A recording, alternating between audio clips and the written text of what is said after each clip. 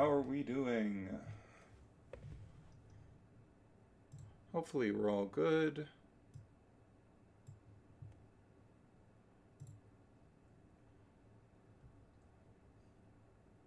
Alright, looks like we should be good. We should be all hunky-dory here. Yeah, alright.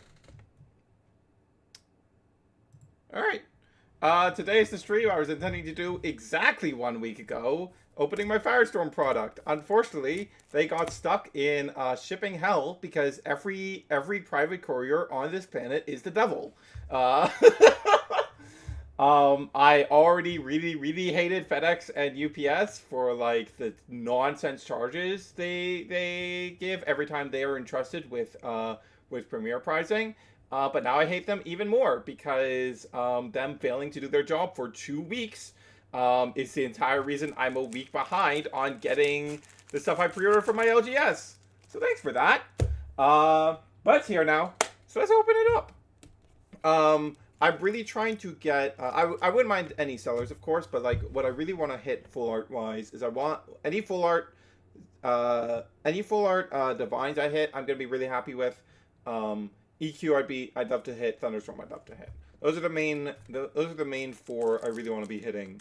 But let's get open these LGS promos first. Hello. This is 4 of the Stellar Exaltair. Unfortunately, Champion Exaltair in testing has not worked out as well as I hoped, for many of the same reasons that Trickery is not working out as well as I hoped, which is that it's really annoying to keep Hermes on the board. It's not a card that really plays well with the idea of keeping it around for multiple turns. You want to get like some big value out of it quickly because of the nature of it costing 2 spirits for each of its uses. So it's not sticking around for long enough to get good value out of Exaltair being a 6 attacker. And the same issue presents itself with Trickery, where you're like pressured to like use it like very quickly when it's like the effect it gives you is something that you want to be able to hold for the most opportune moment, which also really sucks. I really wish Trickery did not require Hermes to remain on the board. I wish it was like a thing of like, oh, this is like cheaper to cast or something when you have Hermes on the board or something. Or maybe just require Hermes on the board or in the underworld. So like you have to be using Hermes, but you don't have to keep it around on the board for Trickery to be live. I don't know. I think it's very very much the best of those divine specific runes is the Hesiod's Hearth, and that's because it doesn't care whether Hestia is still around or not. Like, oh, those Zeus's Call benefits from the fact that it can be enabled by either player having Zeus and it's Zeus. Like other players are gonna have Zeus's. All right, there's our LGS promos. Very nice. More than I'll ever use. If I was running it, it would be like a 1 or 2 of. But let's get into the actual stuff. So we're going to be starting off with the starter decks, of course. These are tightly packed. Like this is like bursting. This is bursting. Like you can literally, like when you grip it, you can feel that like it barely fits. It barely fits in this packaging, which is kind of awesome. Kind of rules. Oh my god. Awesome. Do I have my scissors here?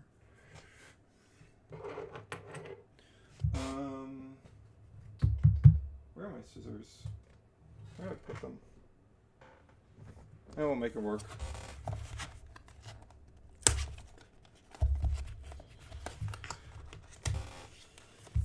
Alright, so we're going to start off with Hestia and Poseidon because I need my Hestias real bad. Really need those Hestias. Oh. Alright. Got our 4 packs. Little divider thing. The code cards at the back of the Majesty deck? No, there's one for both. Okay. can't be showing you guys the code card. These big old posters.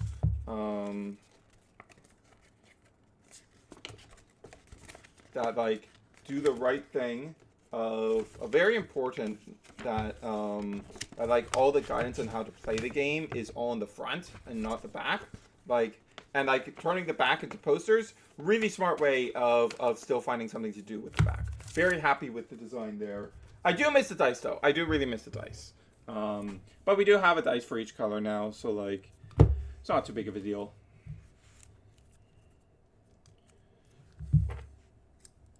Let's use nail clippers as our scissor analog. That works. Okay. So this is the code card, right?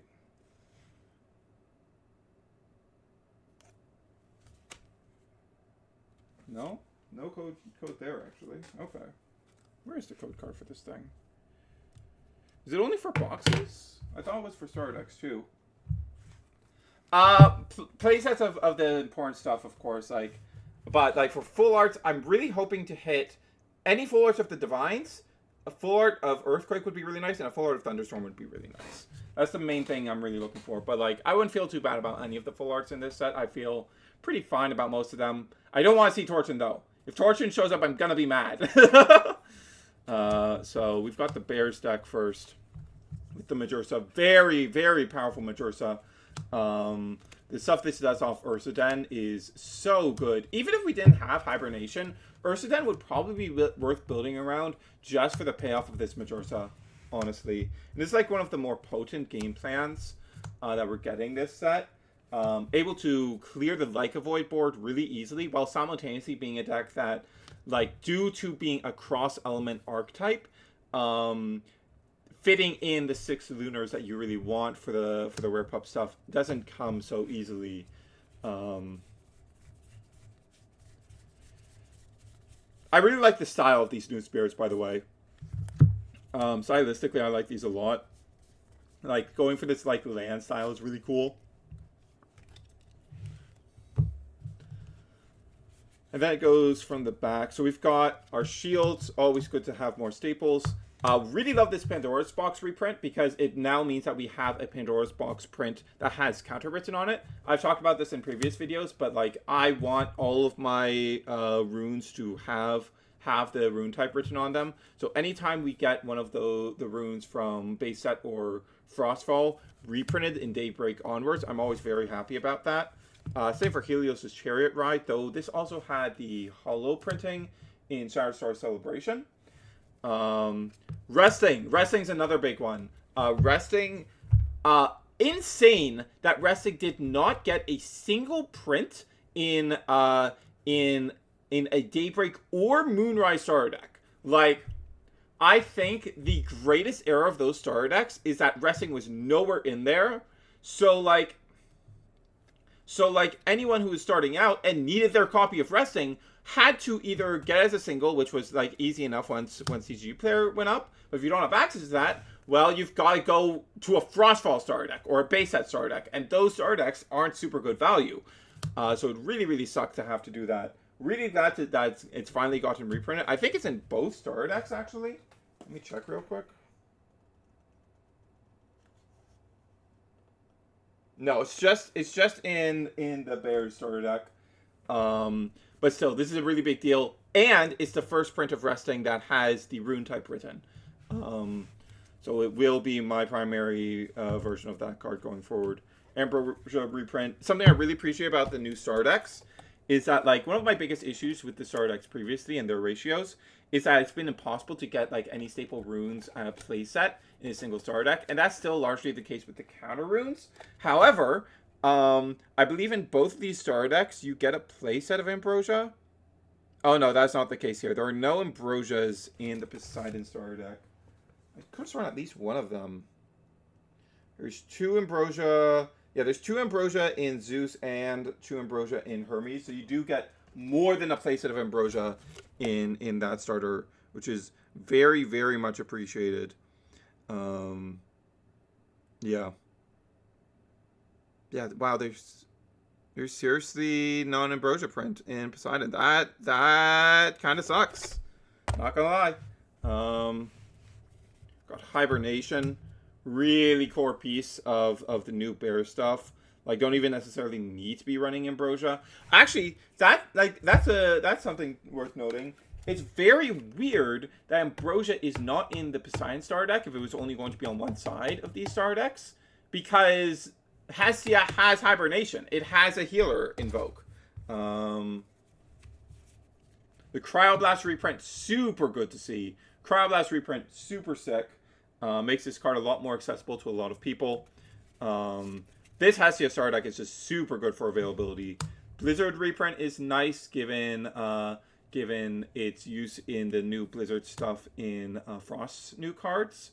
And like one copy is like the exact amount you want. And this has the rune type printed on it. I think this is the first print of Blizzard that has that. We have 2 Don't Poke, very important card. Chains with the rune type written on it, very nice.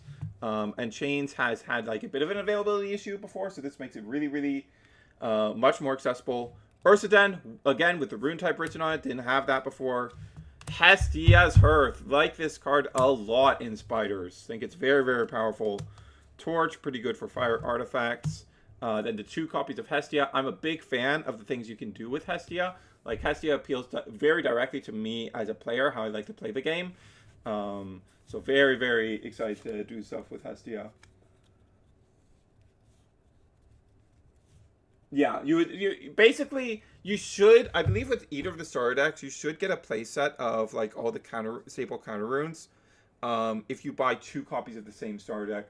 But to get stuff like Lavalith and Resting, you'll need to dip into both because actually no, Lavalith and Resting are both on this side. But I think Hurricane is in Zeus. Then we have Glaciersa, Abomin Ursa, 1 Urskote, 2 Ursicle. The 1 Lavalith non-foil is pretty cool and makes that card a lot more available. 2 Ursier, 2 Ursmog, 2 Urskote, and then the champions we've got 1 Emphyrix, 1 Torchin, 1 Warmite, 2 Urskote. None of these are super good in the context of the deck you want to be building, using this deck as a basis. Like the kind of deck you want to be building here is oh, how do I get rid of that glare? That glare's really annoying. Whatever. But like Warmite is the only really good champion here outside of the Majorsa, of course. The Majorsa is incredible.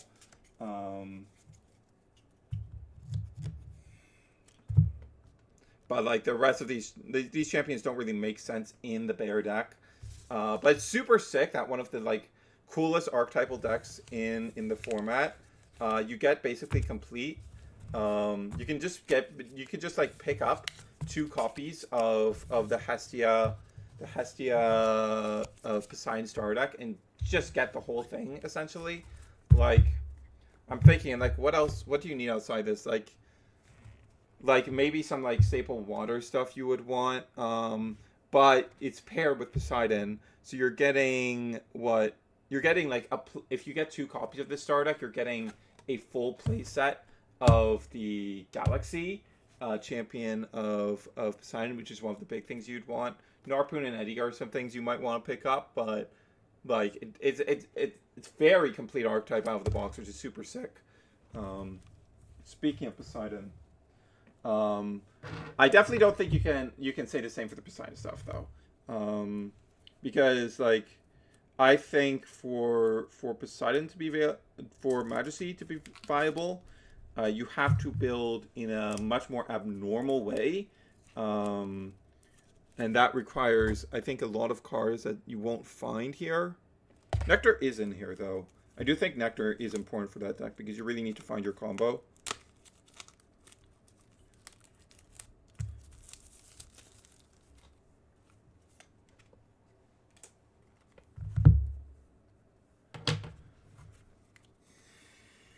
We've got the Hollow Majesty, of course. All of these spirits. 2 lunar, 2 solar. Then is the rest water? Yeah, the rest is just water. 2, 3, 4, 5, 6, 7, 8, 9, 10, 11, 12, 13, 14, 15, 16. We've got 2 PTA, 2 Gorgons. This is one of the starters that comes with Gorgons. Relevant to know for like starter deck format. Only 1 altar. This is probably one of the biggest roadblocks towards building Majesty out of just like 2 starter decks. Because like since Tsunami doesn't work when you have Majesty up, Altar becomes really important. Especially because Altar lets you go, okay, I will stop your attack by switching my Majesty to defense. You can't get over it now. And then during my turn, I will go Majesty effect to heal 2, and then switch Majesty back to attack to turn the Blood Moon back on. 2 Nectar. I do think Nectar is very important for the Majesty deck because you just need to find the combo. I think you need to build it fairly similarly to how you build Blistrix, but you don't have the mill tools, so you need to be going on draw tools instead. But that does not include Aphros. You want it to be like invoke based stuff primarily. You want your Elestral based consistency tools should just be searching because like every piece that you need for the combo is something that an Elestral can just directly search. Circle the sky, circle the circle, the circle, the circle, the circle, the circle, the sky. 2 Tsunami. As I mentioned, like Tsunami just doesn't work in Majesty. Like the moment Majesty is up, Tsunami just doesn't do anything because all of your opponent's stuff is water enchanted by default. Which is really weird. But like Tsunami being in this pair is really good for anyone like who's trying to build bears out of the box. Tsunami High Tide, Rock and a Hard Place. Rock and a Hard Place is weird in here actually because I don't think there's any of the guys who ascend off of Rock and a Hard Place. We've got 1 Rise, 2 Atlantis, 1 Poseidon's Fury, 1 Trident, 2 Poseidon, 2 Plucky, 1 Harpy. Harpy is a really important one. Plucky is also pretty important since Elestrals is gone. So like, I think Majesty is like one of the only decks where Plucky makes sense. In any deck that's like trying to play the game normally, like Plucky is just way too bad of a draw in the later stages of the game to justify using it. Like being a 1 attack is so bad. It doesn't matter. Like it doesn't matter that oh I can use it to get Zeus more consistently. It's better to just go run 3 copies, try to hard draw it, because it is such a reduction of your draw quality to have Pluckies in your deck. But in Majesty, you're playing you're trying to play the game on a different axis, so you don't really care. You don't really care that Plucky has awful stats because you're trying to get to your win the game combo. 1 Harpy. Harpy is really good for Majesty. This card like feels like a card specifically designed for use in Majesty, despite not being a champion of Poseidon.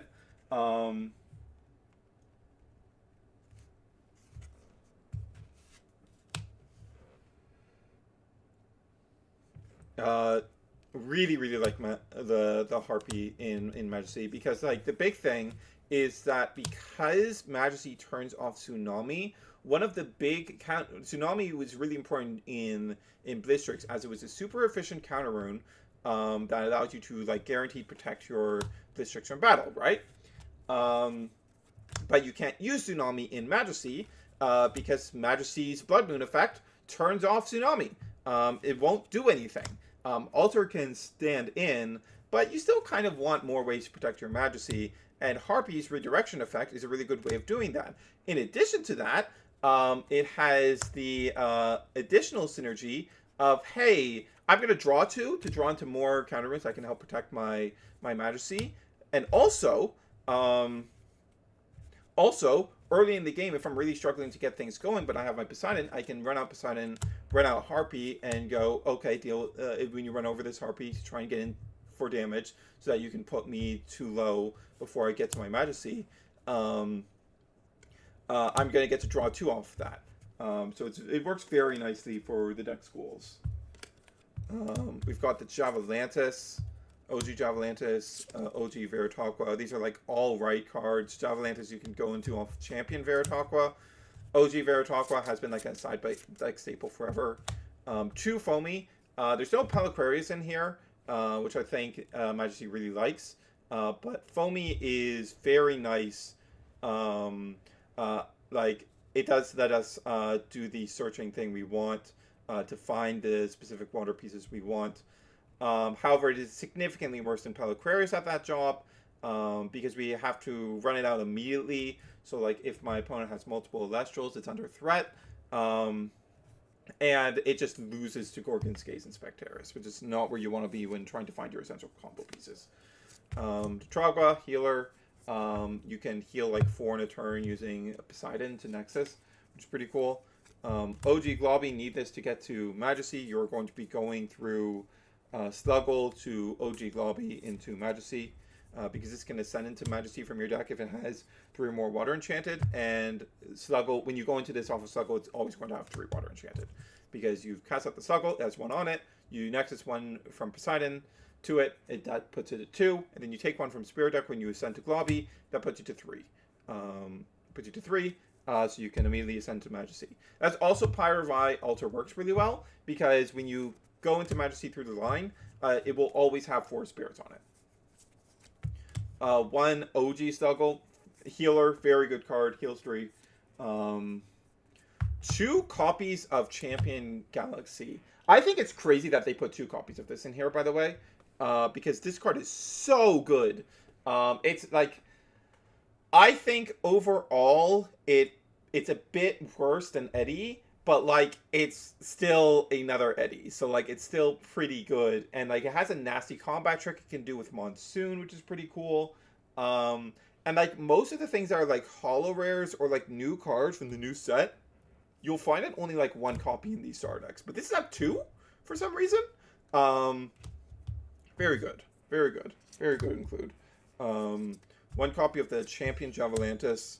1 copy of the Champion Veritaqua. This is kind of what I'm talking about. These are lower rarity cards in the main set than Galaxy is, but you only get 1 of each of these. But like this is very much a different deck than Majesty IMO, so like it's completely fine if that's the case. Then we've got the Champion Globby, which is why we have the Atlantis and Rise from the Depths here. And then 3 copies of the Sluggle Champion of Poseidon that starts your combo. When you have Poseidon, just drop this down, Nexus from Poseidon to it, and you're off to the races. I think I'm going to split up these starter deck openings into their own videos and add a section at the end going like, hey, if you get 2 of the starter deck, this starter deck, here's how to build the deck off of that, each of these decks off of that. Something like that would be cool to do, I think. Yeah. All right. And that's those 2 starter decks. Very high quality. Like the usual high quality, but like with the card quantity you would expect out of other card games. So like very good place to finally be. Like because the thing with the Elestrals starter decks before is that they were higher quality on cards than you would expect from a typical card game. However, they gave you significantly less cards. Because you can't really count the packs, because like when you're buying a starter deck, you're trying to get like a pre-constructed thing. You're trying to get like an established thing. Packs are cool. Packs are a really nice extra include, but they aren't really part of the card for price value of a starter deck, if that makes sense, because like it's a very different type of product than what you're trying to get out of a starter deck. And in other card games, you're typically getting a starter deck of 40 to 60 cards, sometimes more, for 10, 15 bucks. And Celestial starter decks were 25 bucks for the same amount. And that's like, that wasn't super ideal, but now we're 25 bucks, well, 30 after the tariff bump, but like eventually that'll go away. For 2 decks of that typical 40 to 60. So we're in the place you would typically expect from a card game. So it's much more competitive with the offerings of other card games, and that's very important. Especially for me as a Canadian, because like it can be really hard to justify when you look at the price of a starter deck on the shelf for a single starter deck, and it's $40 after tax. $40. Like that's a lot to be asking for a single starter deck. But when it's two starter decks, it's a lot more reasonable of an ask. All right, let's get these packs opened. Harpy! Harpy the goat. Oh, we got the wins. We got the wins. We got the wins. I like the wins a lot. Monsoon! Monsoon! I love Monsoon. Monsoon is sick.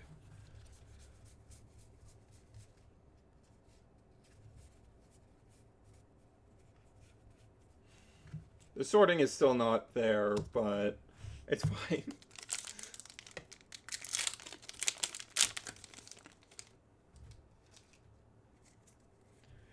Warmite! Yeah, more Champion Poseidon stuff, actually. And the normal rare Majesty. Majursa, I mean.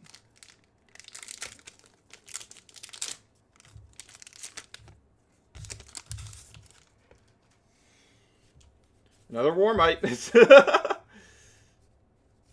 Scavacol is not a super great holo, if I'm being real. Oh, I need to sleeve up these follows from the star deck.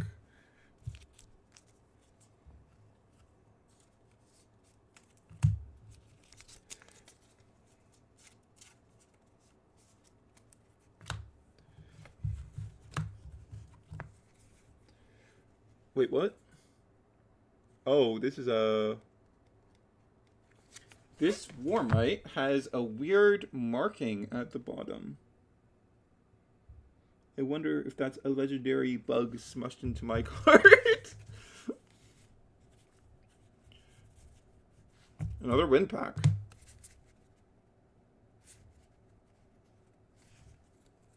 With Liar. 2 wins plus Liar. Are those... No, they're not quite aligned. That's interesting. It's an interesting one. It doesn't quite line up with what I've been seeing out of win packs.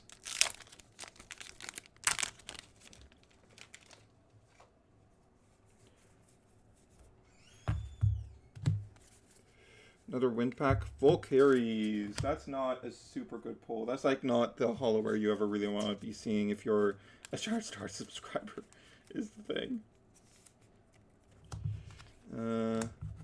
Yeah.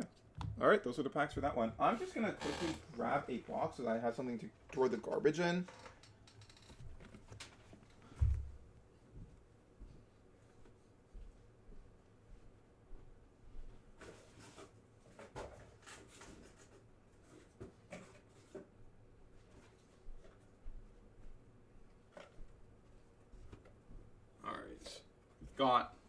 We've got just an errant cardboard box to throw the pack wrappers in. I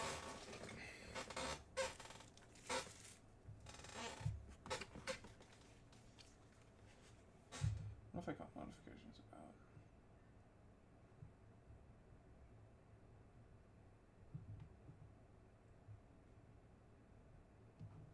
All right.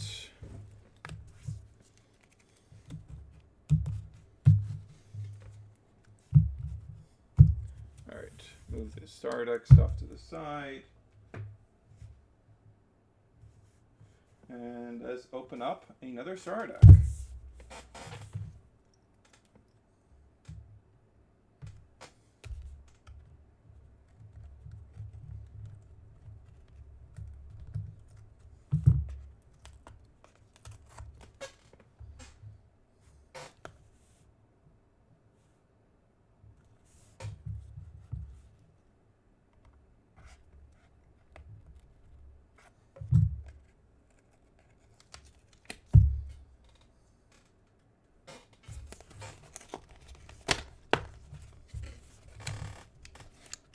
Little divider.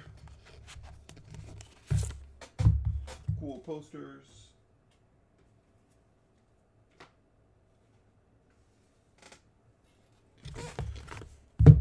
star decks and the packs. Alright. Let's open Hermes first.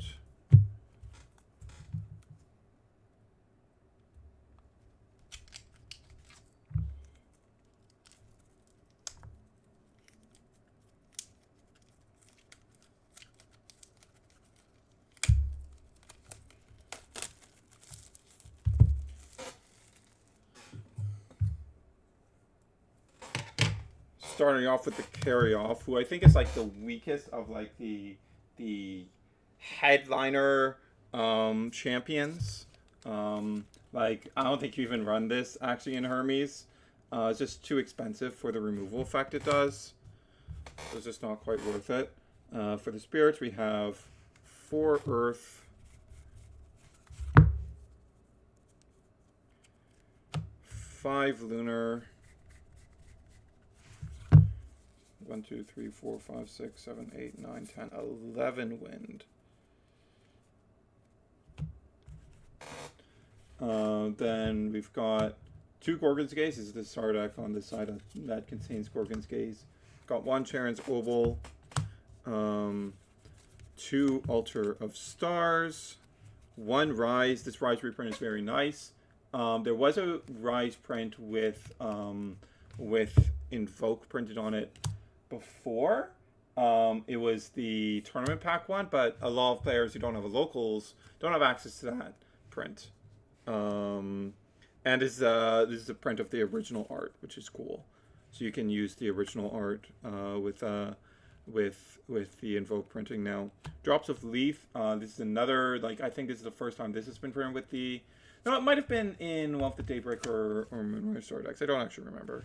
2 Ambrosia, of course. 2 Dense Fog. We've got EQ.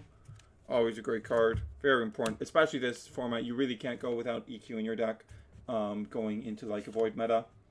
Really, really not something you want to be doing. 2 copies of Aeolia. The Trickery. Then the 2 Hermes artifacts. These cards are very, very bad. I'll be quite honest with you. Like, the stat buff on Teleria is particularly, like, this is really awful. Like, if Teleria was giving, like, a good stat buff, and then it was like, oh, also you get to draw a card, draw 2 after the Elestral dies, that would be a pretty good card. But with a defense buff, it's really bad. 2 copies of Hermes. We've got a reprint of good old Spectaris. Still, like, very, very strong card.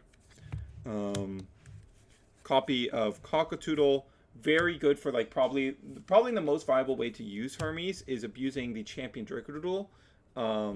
And, like, one of the things that makes that good is that OG Cockatoodle is a pretty solid card. Comes down, it suppresses whatever's on your opponent's board. If it's that will let it beat over or crash things like Spectaris or Vis. And then when it crashes, you summon out a Dracodoodle. Or you're staring down a galaxy and you go, boop. Like there's a lot of good stuff that this can do. More ways of turning off stuff like Foamy. Like in the context of when this dies, I turn it into a Dracodoodle. A card that was already like on the niches becomes a lot better. It's also a way of forcing a Werepop player into switching into the Leica Void, which can let you then like pay off the Cockatoodle, turn it into Dracodoodle, which is now going to be like 10 attack because of your opponent having to suppress things and attempt to beat over the Leica Void. Toxic Swarm is a bit of a weird include in here. Is Nemasail in here? No, Nemasail's not in here. It is very strange to include the Toxic Swarm, but not like because like I can make sense of it from like a perspective of like, okay, you want to go like the idea is like it's a target for Hermes Trickery, right? But like P-Gust and Nemasail are way better targets for that. We've got OG Carry-Off as well as OG Carry-On, not the original print though, the Moonrise art. And we've got a small bug package, which I find a bit odd. The 1 art farm, 2 art bud. I really don't quite understand those being in here. Um, I've got Spinosect, double Spinnymph for the champion stuff. This is also a very strange one because like the star deck is just straight incapable of doing the Spinosect play with Spinnymph. You need 2 Spinosects to be able to do that, and with only 1 Spinosect, it's literally impossible to do it in this star deck. I think that's a very strange choice. I think the Spinosect should have definitely been at 2 copies so that that play was possible at all. Because it's one of the cooler things that Hermes can do, and it's just not possible in the star deck. The 1 copy of Exaltair, and then we have the guy I really care about, Draco Doodle 6/2. When a Cockatoodle is sent to your underworld by any means, you can special cast it with 2 wind. You can only play 1 Draco Doodle this way each turn, and it gets +2 attack for each suppressed card on the field. I think this card is extremely powerful. Like, the biggest thing holding it back is that it costs a lot between setting up with Hermes and its own costs.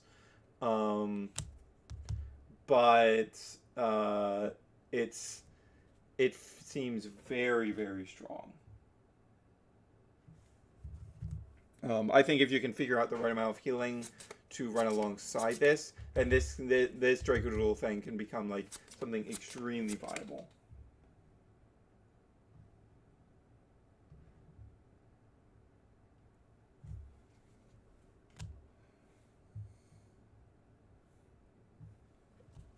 And that's the Hermes deck.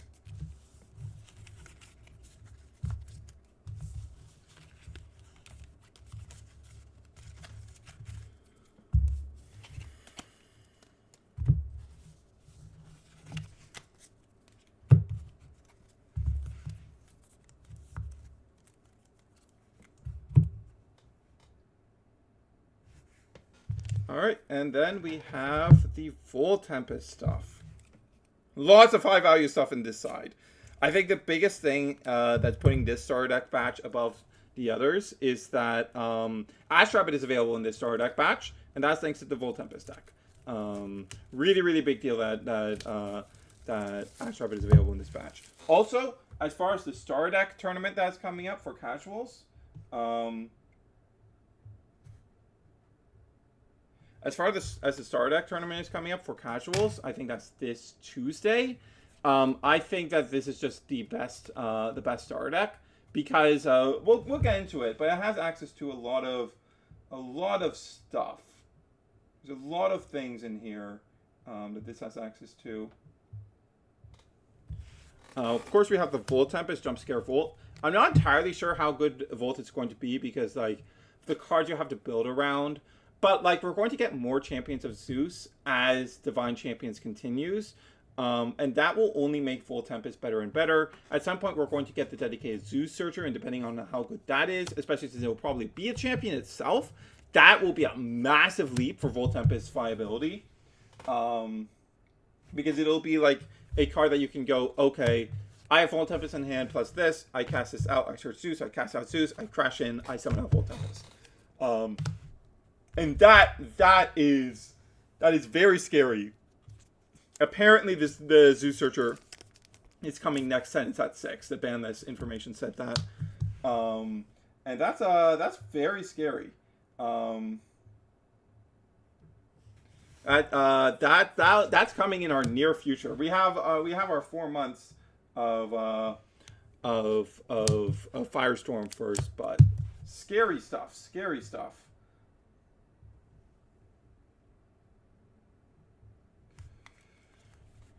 Then we've got, so for the spirits, we have 2 Leviathan. We have 4 Licorice. I think this is primarily for the Full Tempest and the Griff use. Then we've got 1, 2, 3, 4, 5, 6, 7, 8, 9, 10, 11, 12, 13, 14 Zaptors. We've got 2 PTA.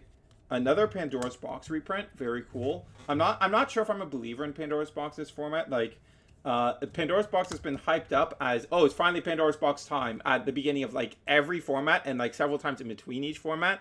It's never happened. It's never panned out. I think Argo was the biggest misassessment of its Pandora's Box's time that there's ever been. By the way, really, really, really incorrect call. the people who were saying that. But it might finally be the time. What it depends on is how good bears are and how popular bears are. Because there is Ursaden is something that Gorgon's Gaze cannot stop, that Pandora's Box can. And it doesn't run into Pandora's Box's typical issue of it doesn't destroy the card, because I believe they still disenchant. Let me read Ursaden real quick. Where's Ursaden?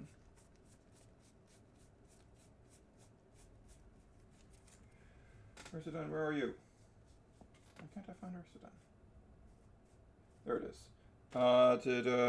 You can disenchant from this Ursaden in order to. Yeah, so you pay cost for it before Pandora's Box negates it. So since it's the Ursaden is going to end up under enchanted, it's going to leave the field.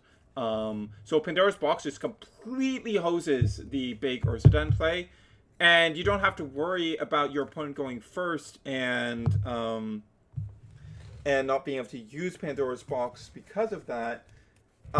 Because thinking.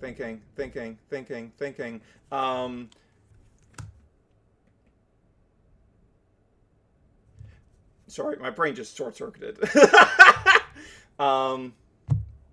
Because there's no, you don't go for the Ursaden play turn one. You need the spirits in the underworld for your hibernation, and you need cards on your opponent's field for you to destroy. So like the Ursaden matchup fixes a lot of the issues that Pandora's Box would typically run into, and specifically having a power play that it can stop that other things cannot is a really big deal. Really big deal if that's the case. We've got 2 Nectar of the Gods. Circle the Sky. This is a cool reprint because I believe this is the Circle the Sky print from Prototype. So for a lot of players who started in the last like year or so, this is the first time like a new product has come out with access to this Circle the Sky print. I believe that's the case. I'm pretty sure that's the case, which is really cool. Very cool to get access, because I honestly, this is my favorite Circle the Sky art. I think this Circle the Sky art looks the best of all of them. But like, there's still no deck that wants to be playing Circle the Sky, so like, it's still not going to happen. No, it's awful against Lyca Void. The thing about the Lyca Void stuff is the real time you're worried about Lyca Void is when they get the pup turn 1 and you have no chance of being able to get the box activatable in time. And if they're using it later, you can just stop it with Gaze. You can have the shield ready for the Lyca Void. There's a billion things you can do about it if it's happening later in the game. So you don't really got to worry about it then. What you've got to worry about is the turn 1 pup. The turn 1 pup is the problem. Pandora's Box can't do a single thing about it. We've got 2 Ambro. We've got the Hurricane non-foil reprint. Very cool. Very awesome. Honestly, I think this looks pretty clean without the hollow. I don't know what it is. I kind of like this art a bit more non-hollow. I'm not sure why. We've got 2 Tsunami. We've got 2 Thunderstorm. Important.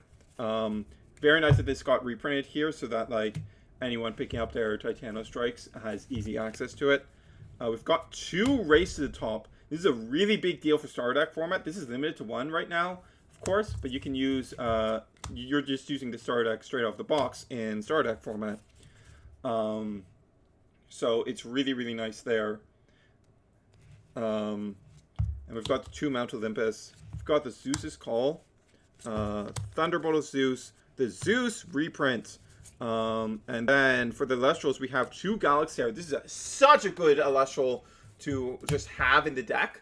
Galaxair is such a good card. It's basically just an Eddy. It's just a pseudo Eddy. Very nice stuff. We've got OG Titano Strike. Some nice synergy that can do with Thunderstorm to give you more removal options. 2 copies of Ash Rabbit. Best card in the game. 2 Jolton, find your Mount Olympus, make all your stuff better. One Magneris is stinky. This card sucks. One Electrofly, this card is also kind of stinky, but at least it can find like your better cards. Then we have OG Voltempest, OG Griffuse, 2 Elichick. This is banned, of course, but like in Star Deck format, this is a massive edge. This is such a huge edge. Like, you effectively have the 2 copies of Voltempest between Griffuse and Voltempest. You have such consistent access to Zeus because you have 2 Elichick. You have 4. You have 4 Zeus. We haven't known that since like December. Like, really, having access to Zeus on its own in Star Deck format is really, really powerful. Having access to effectively 4, obscene, really good. On top of the Astraps, on top of the Joltons, you have the Champion Titano Strike to pull out the Thunderstorms. You have Champion Fulgaris, also very good. Basically a more balanced Equilinx, which is just obscene to have access to. Especially in Star Deck format, because Star Deck format has... The Star Decks don't have as many counter runes as you would find in a constructed deck. Like, the most any of them have, I think Poseidon has 7. In exchange, it loses Ambrosia. So, like, having access to that, the back row removal between Titano Strike and... between Thunderstorm and Fulgaris and Hurricane is really big. We have the 1 Griffuse. It's kind of hard to use Griffuse here because like you don't have that many champion names. Like you have with the Elichick, you have 4 total champion 1 cost names. The same kind of applies to Voltempest. So that's kind of a bit tricky. But Griffuse in like Star Deck format isn't too bad. It's like a hard Ascension either. And then we have the 2 Elichick, which is like alright. Can hit decent numbers. So it's not like the worst thing in the world. But yeah, this is like such a good Star Deck. Incredible quality. Gets you that Titano Strike, gets you that Pandora's Box, 2 PTA, 2 Tsunami. Wow. Just gets you Zeus. Zeus is so important. Ash Rabbit is so important. Like, this is a really good one. Like, combined with, like, the Gorgon's Gaze that you have in here. Specteris is in here as well.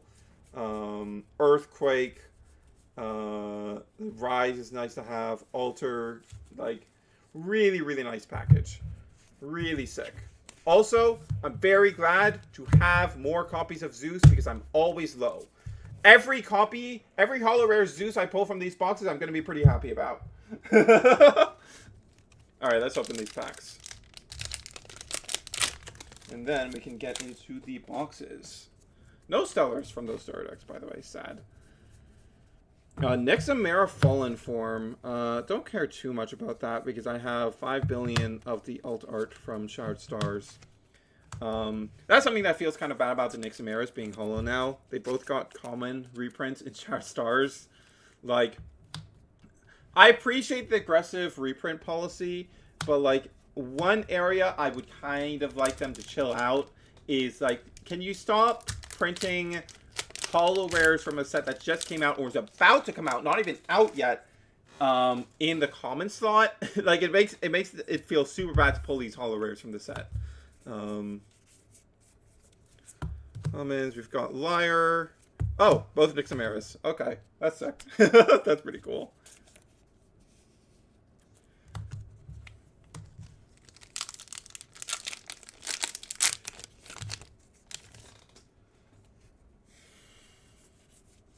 Kite Mite! Yo, Kite Mite!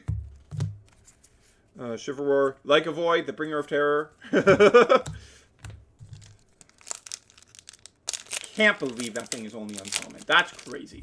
It's crazy that that's only uncommon when original Like a Void was a holo rare.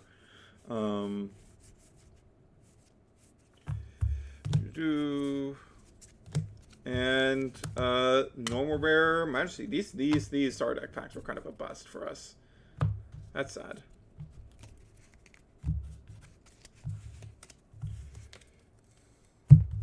All right. Let's get into these booster boxes. That's what we're really here for.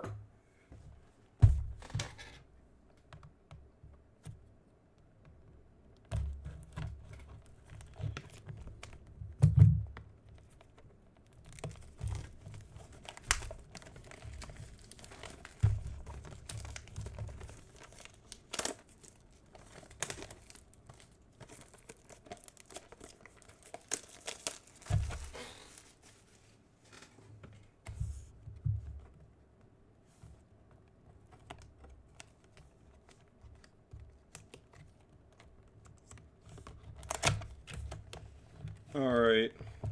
Alright, we've got to be careful with this box hopper because I don't want my caster's coins to be stolen by any of you schmucks.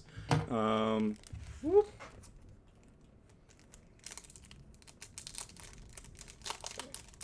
So what we're going to do, we're gonna, without looking at it, we're gonna slide the code card out, if we're capable of that.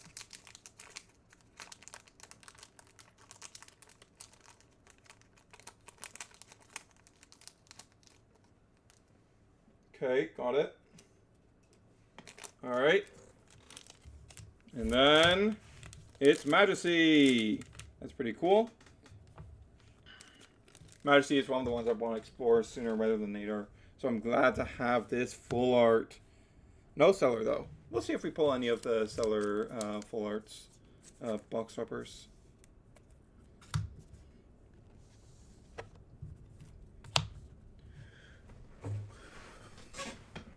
Really love these box hopper full arts. And you know what I'm really excited for? The information that next set we will not have any of those redundant box hoppers. I do think like redundant full arts in the main set.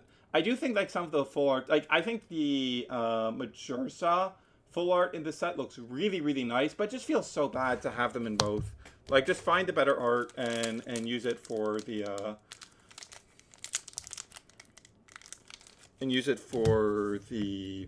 box hopper, or you can start going, okay, X of 10s are just a completely different art, like you do with the X of 99s. Like the X of 99s are completely different arts for Elestrals, so why can't the X of 10s be? You know.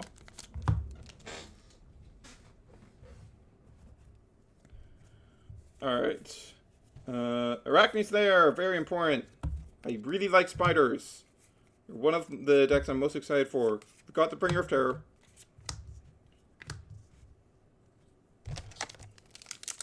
Woe be upon all who stare upon his face.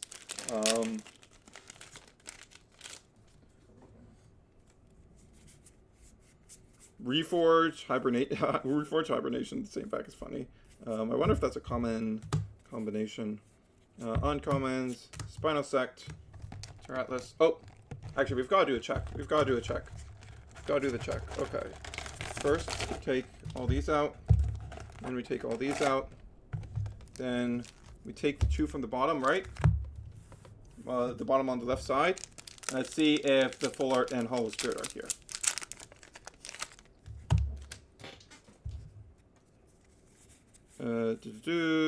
Arachne's there. That's a cool card. This. Okay. And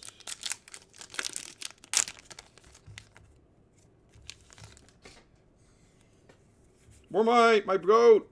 Oh, Full Life Forest. I think Full Life Forest Burning Woods is like a really important. It's a really important sideboard tool if like Spiders becomes really popular, or like just anytime a Stadium deck becomes popular at any point in the future now, because this is just the best anti-Stadium. Stadium. Like if you're sideboarding a Stadium just to counter Stadiums, if you can fit the fires, you want it to be Full Life Forest Burning Woods. Okay. The old trick is not real. It wasn't the case in any of my Moonrise boxes, and I opened a lot of Moonrise from like as a result of like Elestrals stuff and like other things I got Moonrise boxes from. So you know, pretty happy about that.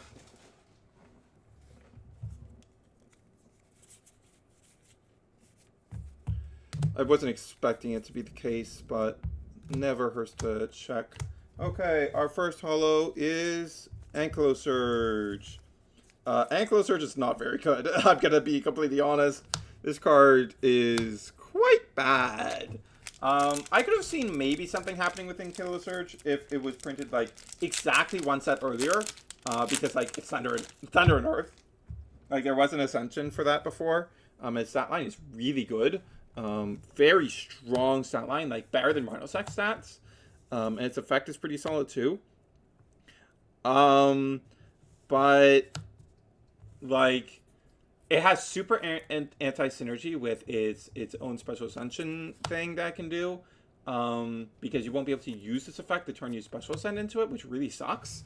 it's really hard to set that up in the first place, and this effect just isn't that powerful right now. I don't feel, especially when like there's a really powerful archetypal draw engine in the form of spiders. We've got another Stinky Viscerous. I only want one copy of that card ever.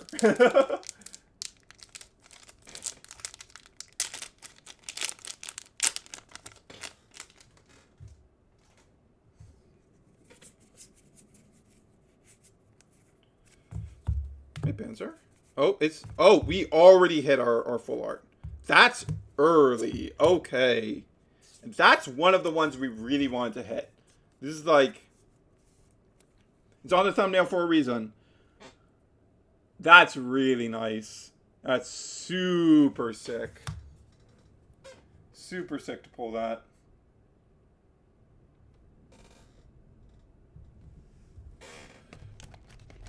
Oh, 2 packs fell on the side when we were putting it all back. Okay.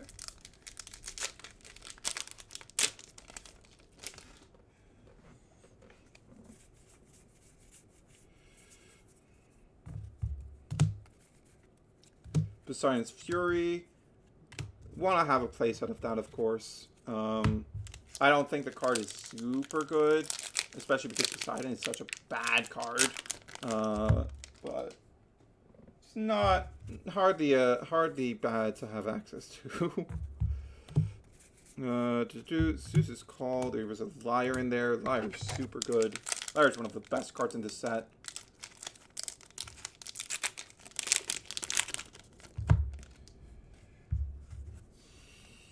Narpoon! I'm a big fan of Champion of Kion Narpoon. Not with obviously not with the new Whale Lance, but with old Whale Lance, very good. Also Fulgaris. That's a very good card.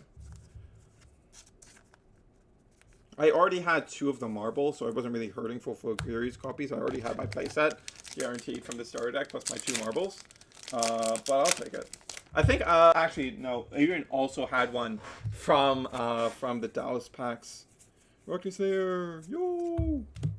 Titano Strike, best card in the set. I mean, I kid, but it's also kind of like, it kind of is. It's really good. Really good card.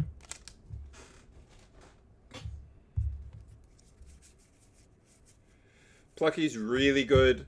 Really excited about Plucky. Majesty.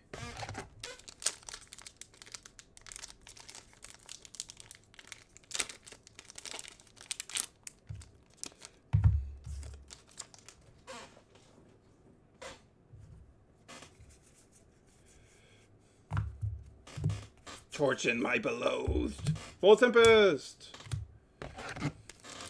Full Tempest is like the only one of those that's like, I probably want multiple actually.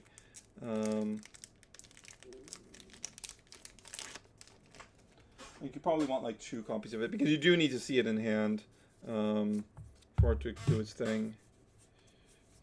Oh, and there is our Hollow Spirit of Vi Pyro.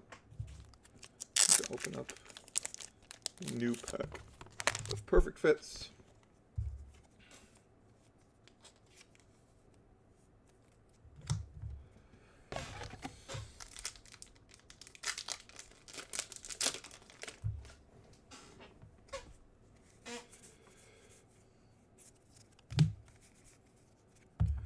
Full carries, get out of my face! I have 30 of you from Shattered Stars!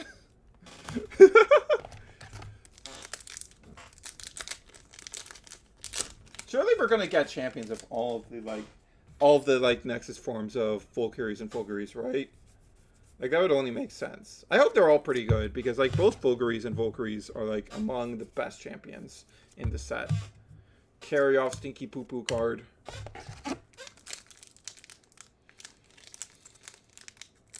It sucks that Carry Off is like Stinky Poo Poo because it might be my favorite of the box topper arts.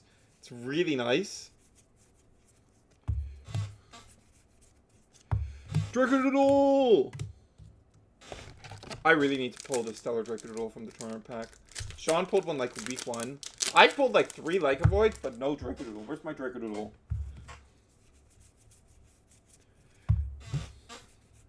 Titano Strike in there. Pandalins. It's crazy that Pandalins is higher rarity than Like Avoid. It's crazy. Like Avoid should have been a rare at least. It's crazy that's uncommon. Like I can't get past it. I can't get past it. That card's an uncommon. No, I think I detected a holo. I did. It's kind of bad though. Like I want to get my place of Solar Charge so that I can experiment with it.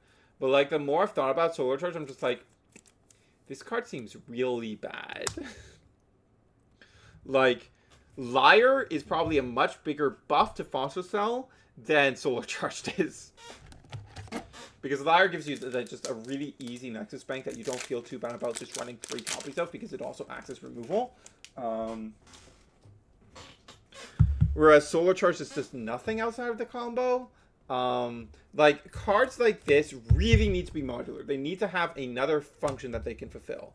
Like, I think a version of Solar Charge that would have been really good is, like, if it had 2 effects that you choose between, and you either enchant a Solar from your Underworld to an Elestral on your field, or you heal 2 Solars or something like that. That would be a really good way of making that card a lot better. Hestia's Hearth, my goat! I really would have liked pulling the Reverse Stellar Hestia's Hearth, because I'm going to be playing that card a lot. I really like spiders. Soul Socks is cool, but I already have the Turnback Stellar. Is the thing. I don't think so. Like, I'm not a huge believer in cows in general, but I do think, like, in the context of cows, Soul Socks doesn't seem that bad, because I think what you really want to be doing with in cows is you really want to be trying to abuse the Champion of Apollo label, the buff that gets from Liar, the 2/2 buffs. And I think new Soul Stalks being a way better stat line on base than old Soul Stalks, and getting the buff from Liar is a really big deal. I think that matters a lot. An 8/8 is really hard to deal with. Really hard to deal with. So I don't know. I do kind of like Champion Soul Stalks, but like I hate Soul Bow. I hate Champion Soul Bow. So I would never play the deck that would want to play Soul Stalks. Because I don't want to play a deck that asks me to have 3 cards that are bad to draw. That do nothing in hand. Literally nothing in hand, ever. They're awful 1/4s. Like, I don't want to be playing a deck that asks that of me. But within that deck, I think Soul Stalks is actually a lot better than people are giving it credit. In the discussion I've seen. Exalter, I totally don't have enough of you.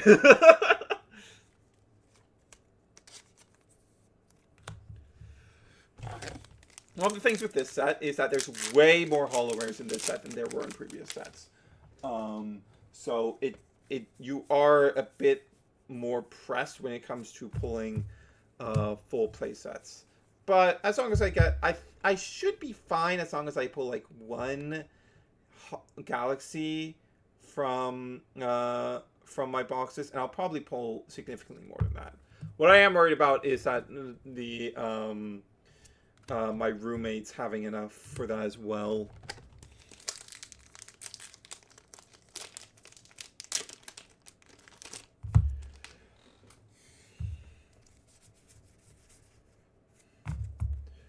Panzer, Torchin, my below, Hestia's Hearth.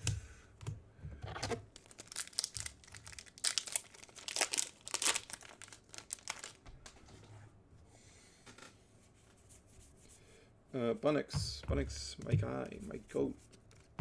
Zeus's Call. I don't think there's much chase in like the normal rare slots this time around.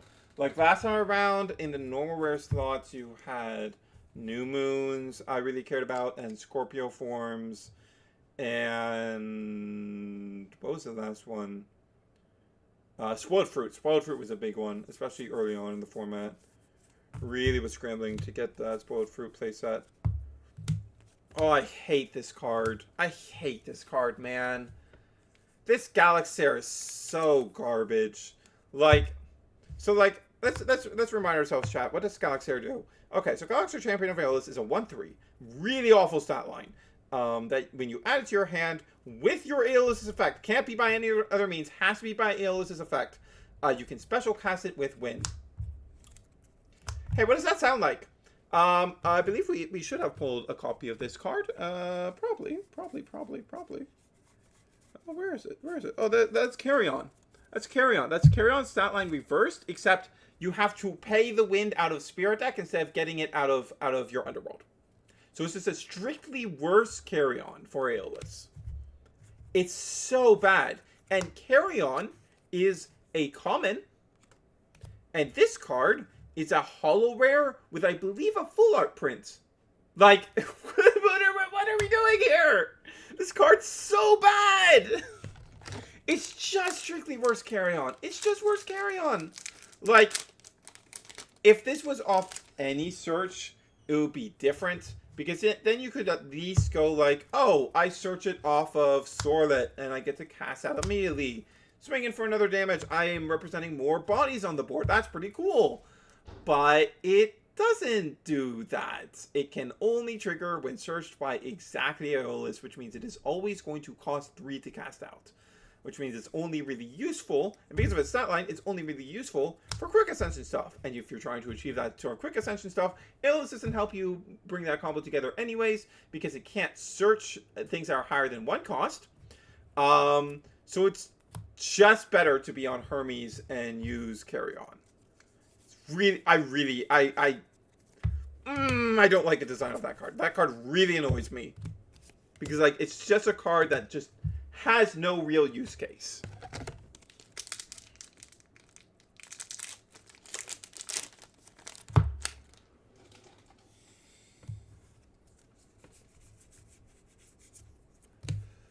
Oh, there we go. We want to be seeing as many of these as we can. Galaxy Champion of Poseidon. Very good card. Especially early in the format. Where, like, one, people are potentially still on Argo, and Galaxy Champion of Poseidon beats Ash Rabbit Argo, if it's a defense position, is the thing. The one really annoying thing about it is that it can't beat Ash Rabbit in attack. Really funny. If your opponent runs out Ash Rabbit in attack, and, like, this is your best option to run, it's like, well, Galaxy, we're gonna crash. Like, that sucks. That's really bad. Yeah.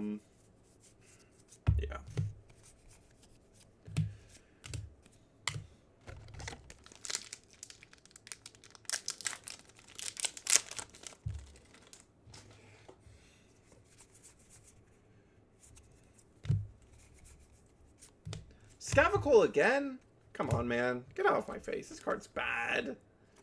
Like, it's a cute card, but, like, it doesn't do anything. And, like, you don't really want to be getting 2 artifacts on a single guy.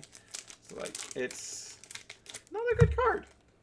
Not a good card. Doesn't really do anything.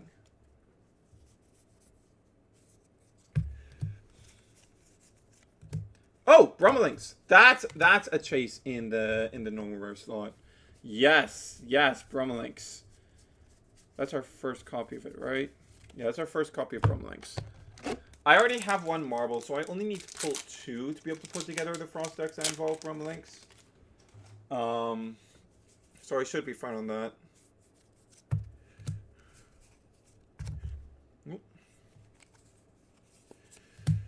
Fertilith. There's so many bad holo rares in this set, man. There's so many bad ones. This card's so bad. It's so bad. Like, actually the worst Lith. They made Coast of Lith, but worse. I can't believe it. Actually, okay, no. If I'm being honest, Vertilith Champion is not Coast of Lith, but worse. It is actually better Coast of Lith. Because, like, it has a far easier special cast, normal cast condition. Has the same low attack. There isn't that big of a difference between 8 defense and 6 defense. So, like, It is still ultimately better than Kosalith, but it's still not a good card. Also, it can't work with Galaxy. Well, it can work. You'd have to wait a turn, but it can't work with Champ Galaxy. So that's a thing you can do. Hermes! Is that my... How many more defines... how many more hollow rares do we have? 1, 2, 3, 4, 5, 6, 7, 8, 9. Oh, wow. We still have 2 more hollow rares. How many packs do we have left in this?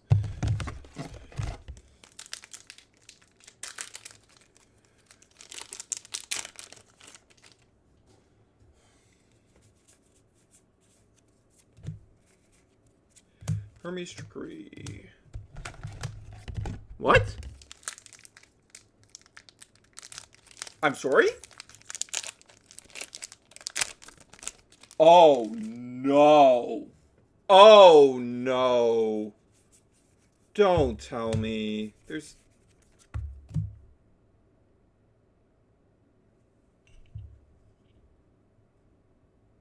Come on. Are you kidding me? You can't be serious. They can't have done this. Oh, that's so bad. There's only 10 holo rares in a box now? They dropped it from 12? They dropped the pull rate? 1, 2, 3, 4, 5, 6, 7, 8, 9, 10. It was always 12 in a box before because it's 1 in 3. Does like the full art and the holo spirit replace a holo rare now? That's really not good to be doing in this set because let me pull it up. I'm pulling it up because I remember there's a much higher count of holo rares in this set. That's actually really annoying if they did that. Like, you shouldn't be reducing the amount of holo rares you pull in a box in the same set that you're significantly increasing how many there are. That makes it significantly harder for people to actually pull the cards they want. Without even saying anything, too. Like, I'm really not happy about that, if that's the case. 1, 2, 3, 4, 5, 6, 7, 8, 9, 10, 11, 12, 13, 14, 15, 16, 17, 18, 19, 20. Yeah, there's 20 holo rares in this set, and you only get 10 in a box? Like, that's so much worse than it ever was before. Like, before, you were typically expecting, like, 66% of the holo rares in a set. Now it's only half. 4 boxes might not have been enough. Wow, that's actually really frustrating that they did that. I'm really frustrated that they did that. That is not good. Like, if you're going to make a change like that, you need to be telling people that you're doing that. I should be fine for putting together my decks because I only need to pull like 1 more Hestia if I want to run 3 Hestian Spiders. And like there's 2 Galaxy in the Poseidon Star deck, so I should be fine. But that's not a good change to be making without warning people. Like, that is a change you should be warning players about when you make.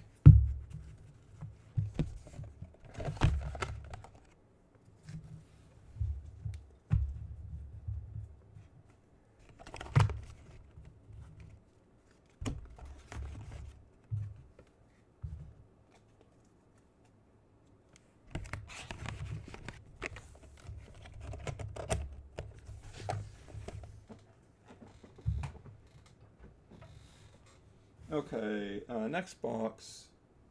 Where did I put my boxes? I put them down. Oh, they're right here. I'm stupid.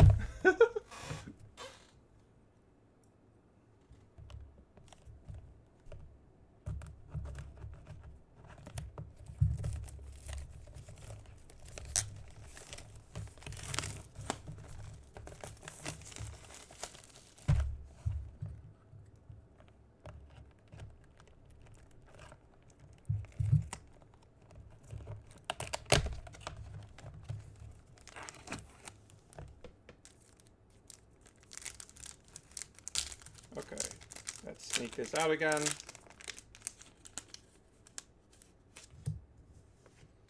Oh shit. I think that was partially on screen.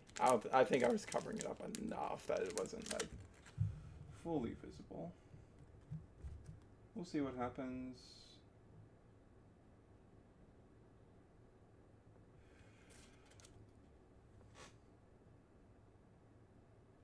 Okay. I think it should be fine, probably.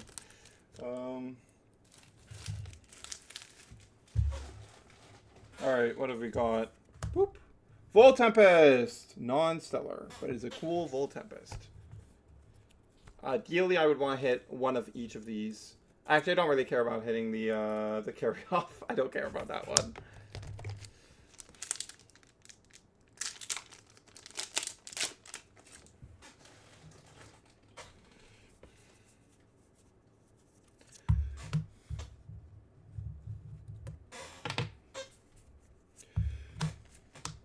Noodle! You really only need the one copy though, so like I'm not super excited about pulling that in the end. And no wonder it felt like I wasn't pulling as many holo rares as I would expect to. Maybe that was just a weird box. It's possible that was just a weird box. It is possible that was just a weird box, but I don't like that sign.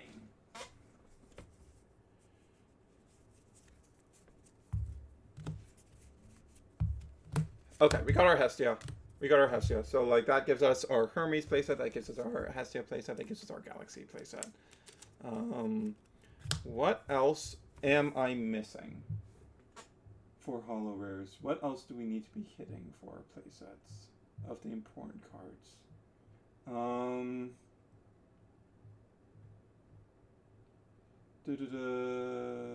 Procne. I don't have any Procne right now. Exaltus, I have at least one. Specterus, I believe I have 2 from the marbles. So I need to hit 2 Exaltus, 1 Specterus, and that's it. Okay. That seems reasonable to hit across 3 boxes.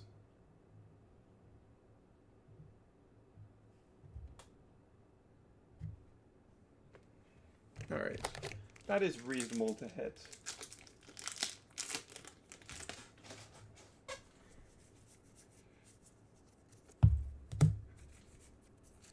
Chrysor! I don't know if we hit any Chrysors in the last box. We probably hit at least one. But Chrysor is really sick. I really like the Sorlite Chrysor stuff. And matches up really nicely into Like a Void. Because you go, like, they have the exact attack stats to beat over Rare Pop and then beat over Like a Void. Which is very, very nice.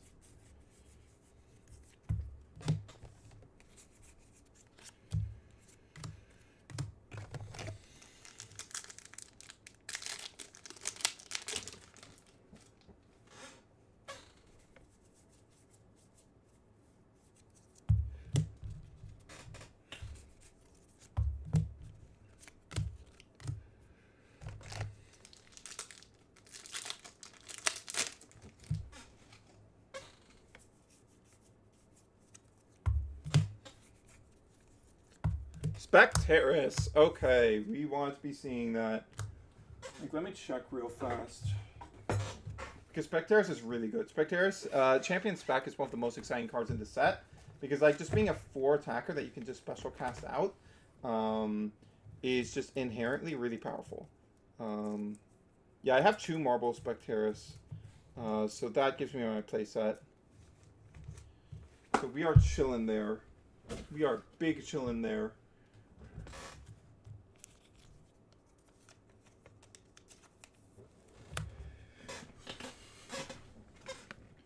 Big chillin'.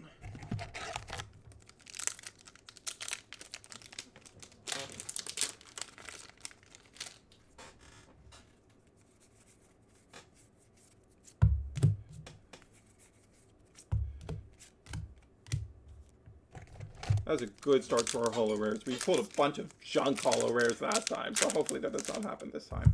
I want to pull from Zeus's. I want to have holo Zeus's for once in my life. At some point, I'm gonna invest in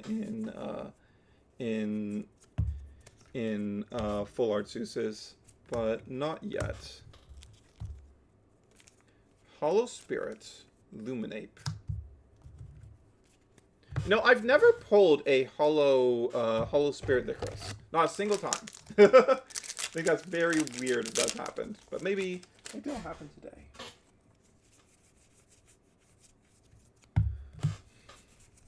Like a Void, Spinosect.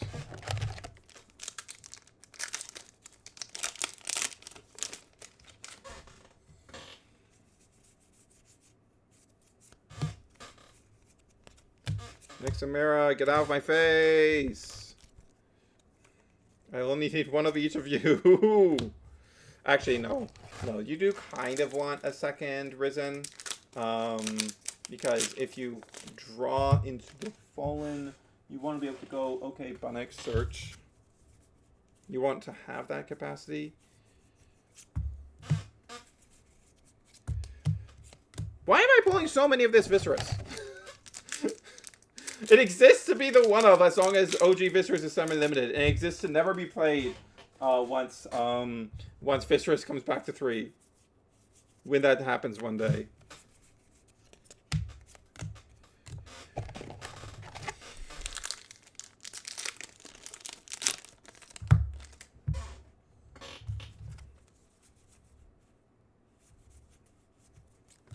Toilet my goat. Oh my god, this stupid whale. You're not the whale I'm looking for. You're the wrong whale. I hate this whale. So having something you want more than one copy.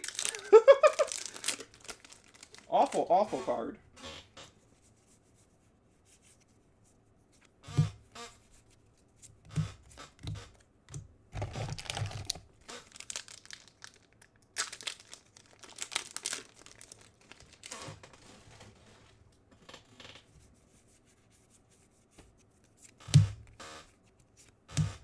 Chrysor. I do think it's justifiable to run Chrysor at like 2 copies. Because like if you open it, it makes the OG Swordlets able to ascend into it too. Which is very powerful.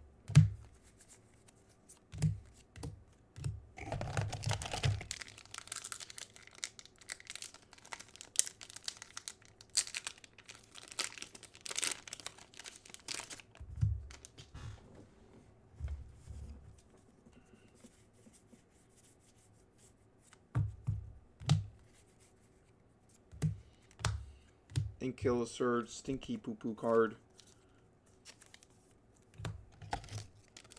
Like, it's not a problem if I don't pull more, if I don't pull Hollow Zeus's. I will just be very annoyed. I will just be very annoyed if I don't. Oh, Patero Star. That's another stinky hollow. This card's... It's much better than a Killer Surge, I will give it that. Like, there is at least, like, a okay-ish burn deck built around Patero Star. And like, I'm completely fine with that burn deck, by the way. Because you have to play very passively with it. Give your opponent a lot of opportunities to crack your board. Really doesn't like seeing Hurricane or any hard removal. Oh, and there's Brummelinks. Okay, that gives me my playset of Brummelinks. I really just have an issue with burst damage that you really can't do anything about. Like Eruption. That comes out of your hand, and as a result of coming from Invoke Rune, doesn't have any once per turns on it. Like, really don't like Eruption. Burn is, like, burn as a concept in the game is fine, as long as you're not designing in a way that allows for this massive burst that Eruption does. Like a card like Terra Star getting big burn in exchange for the setup that requires you getting that online is completely fine. Oh, I believe this is the full art pack. That's a bit annoying, but we were probably going to hit at least one of these. And this is a pretty nice alternate art. Alternate art, full Tempest is not something I mind at all.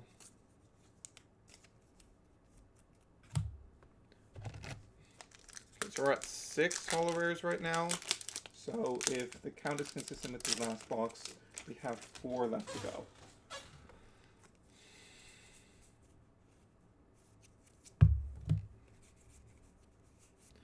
There's Exaltus. Oh my god, I was wondering where this guy was. I think this is one of the best holo rares, and I hadn't seen a single one of it. I was like, I kind of need to get a playset of you, buddy.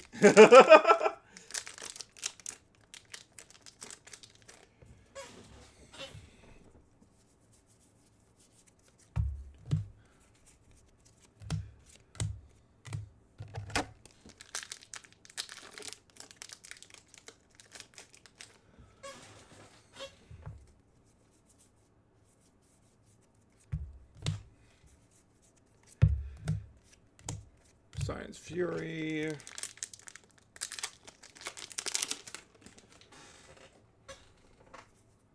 I'd really like at least one Hestia full art. I really want those. Another Fallen Form? Sad.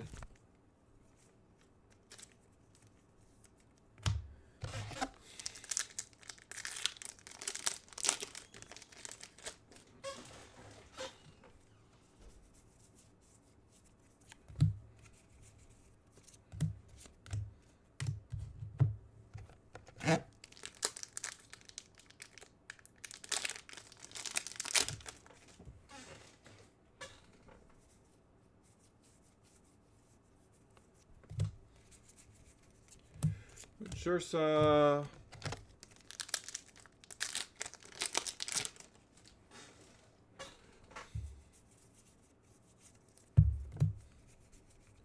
Oh, Flamoth.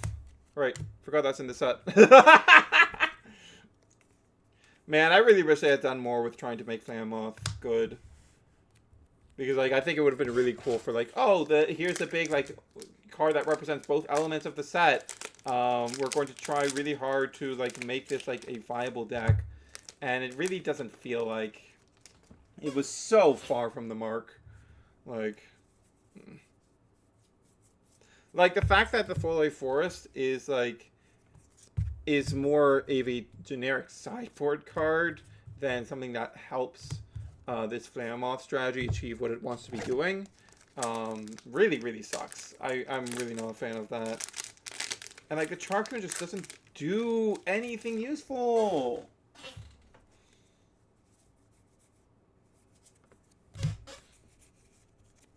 Exaltair, I have more than enough of you, buddy. Okay, so that puts us to 1, 2, 3, 4, 5, 6, 7, 8, 9, 10. Okay, is that all of our holo rares, or was the last box a weird one? We will now discover together. These packs do seem easier to open, but they still really need a pull tab. Like, I have encountered several packs that, like, I feel that give me the feeling that, like, the difficulty pulling them open that, like, would typically require me to pull out scissors with Moonrise, but these packs I've been able to get them open pretty cleanly.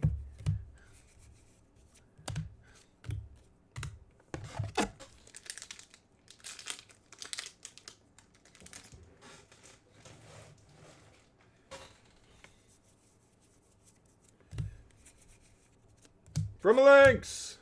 Is that like 3 Brummelinks in this one box? 1, 2... No, there was 1 Brummelinks in the previous box? Still the second box. I don't know, man. Whatever. Doesn't really matter. So either both of these are holo rare, or, yes, we are at 10 holo rares a box now, which I'm not a fan of. Oh! Okay. That might have just been a dud box. Okay. Let's see. Because that's 1, 2, 3, 4, 5, 6, 7, 8, 9, 10, 11. So if this is a holo rare, we are still getting the normal amount of holos per box. No. What is happening? Why was it 10 and 11? Is the number of holo rares variable now? That's not what I want out of my sealed product.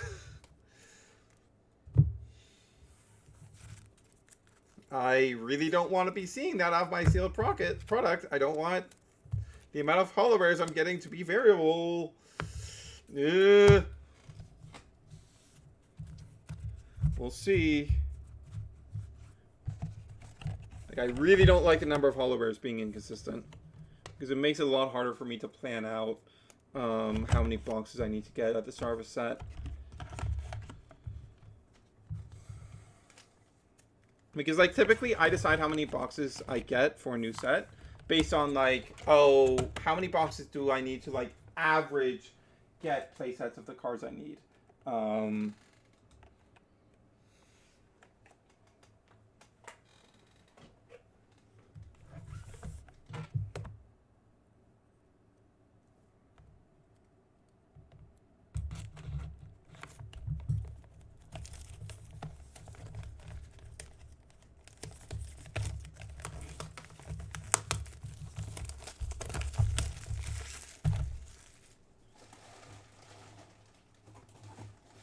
Okay, I need another log snow real quick.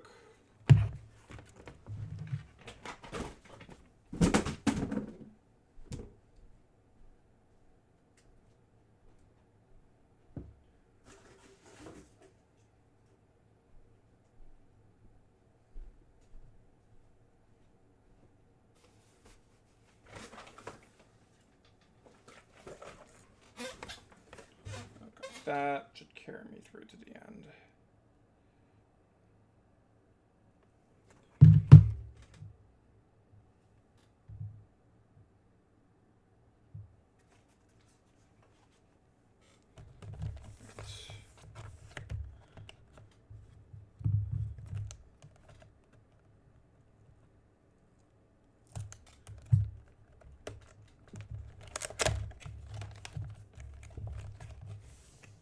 Okay, now we're going to be careful with this code card, because I don't want any of you schmucks stealing it.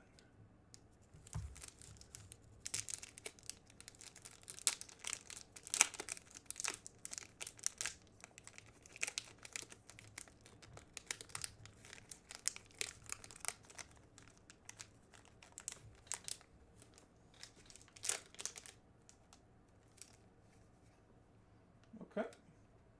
Got it out. Alright, there's the box topper without having seen what it is.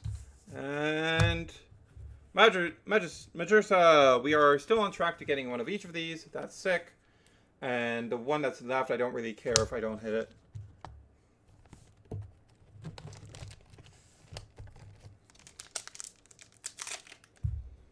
Now let's see if we're capable of hitting like a single stellar.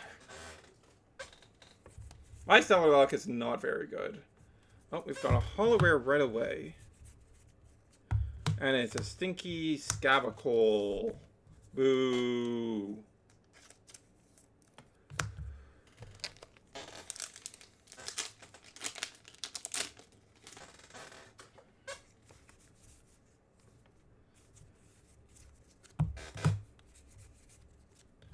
Chrysor.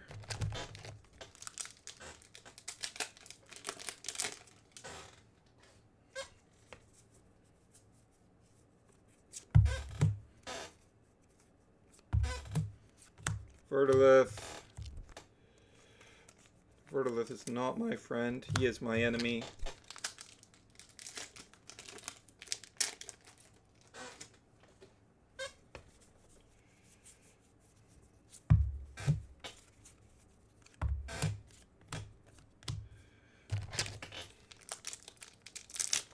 Come on, Hestia full art. I want me a Hestia full art.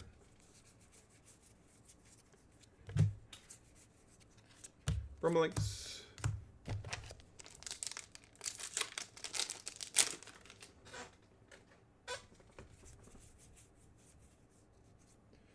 Oh, there's a hollow in here. It's a Hermes. I have not pulled any Zeus's or Poseidons. There hasn't been a single one. It's only been Hermes and Hestia. Which I don't mind because those are the new divine runes. But like, I would like some Zeus.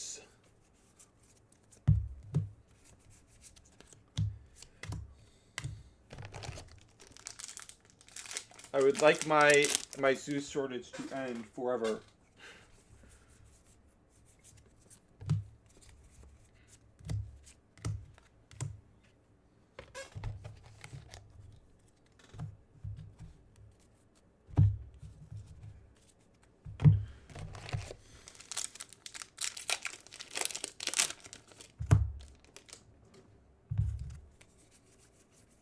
Doo-doo-doo. There we go! Zeus!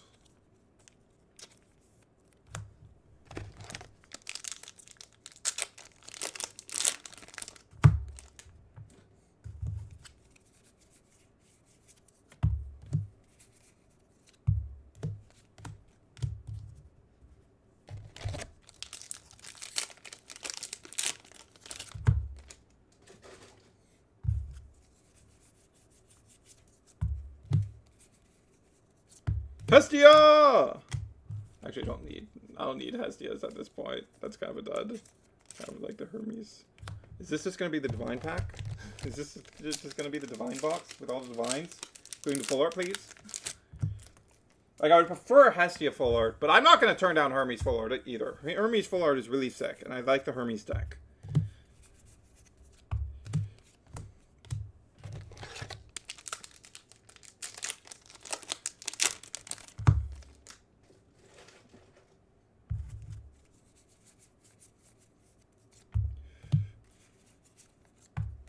That's not divine.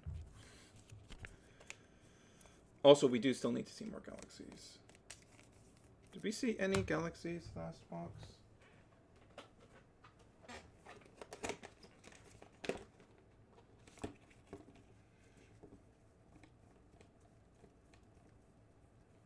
There were no galaxies last box. Uh-oh. I do kind of need more galaxies. So playset for myself, that's cool and all. But there are more players than me in this household. I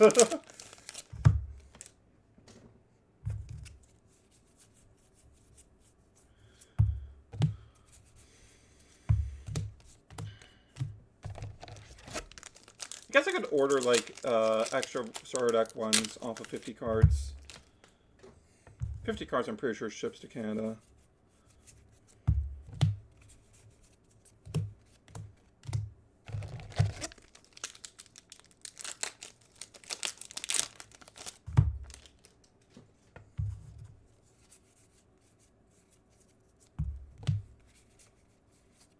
Oh my god, can these Nixamaras go away? How many of these garbage cards do I need to pull?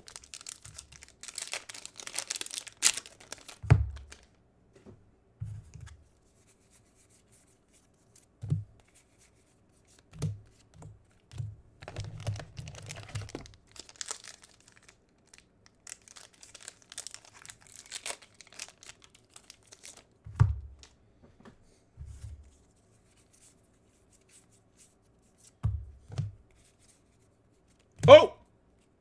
We did, in fact, get a reverse stellar. Our stellar luck is not atrocious.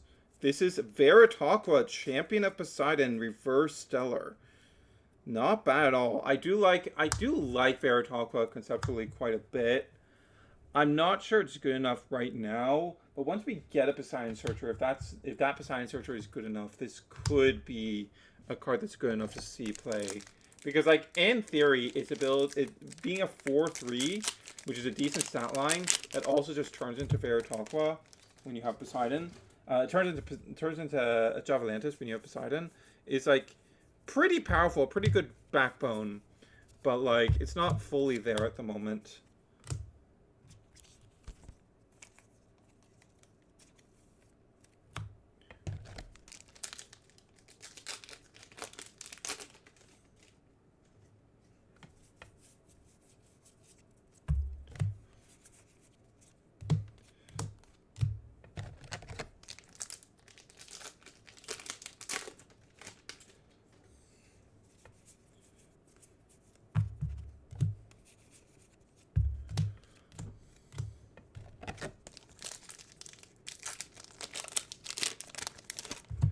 Very nice, very nice. So, like, as far as anyone can tell, there's always a reverse stellar in a sealed box. I plan to confirm this when I get my Elestriad prizing in, because in a sealed case there will always be a reverse stellar, so that's 6 boxes. And last set, our locals got like 1 sealed case and a bit more boxes. And 4 of my boxes came out of that sealed case, and 2 of Sean's boxes came out of that sealed case, and Sean got the reverse stellar. I was like, it was a full moon. It was a full moon. Ooh, Zaptor. Still no Licorice. One day I will find a Licorice Hollow Spirit. And like the days in which I can get that are very quickly shortening, because A-Drive did say something recently about they are retooling what the Hollow Spirit slot is. Oh, looks like the full art is here. Oh no, it's just... Yeah, this really is the divine pack. The divine box.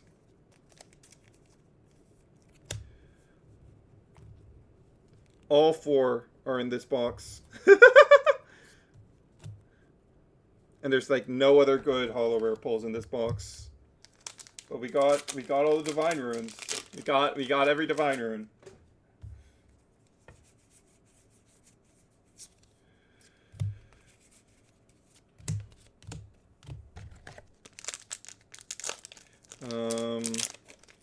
So like there's 1, 2, 3 more holo rares.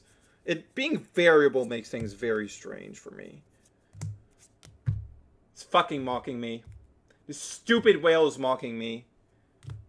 What do you mean my full art is Galaxair? I hate this card.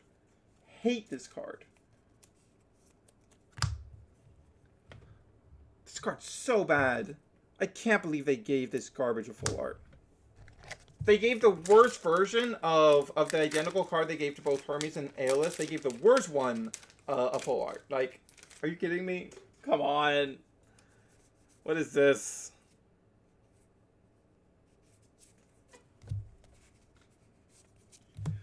Spectaris, but I need the... That's not the special casting, dude. I require Exaltus.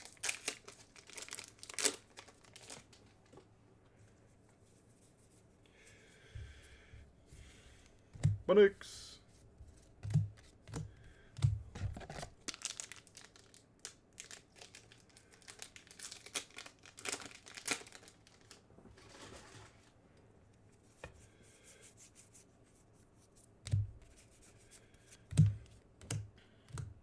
So that could be all of my holo rares, but I think there's too many packs for that to realistically be the case. This is probably another 11 holo rare box. Yeah, this is another 11 holo rare box. Okay. Maybe my first one was just a really bad box.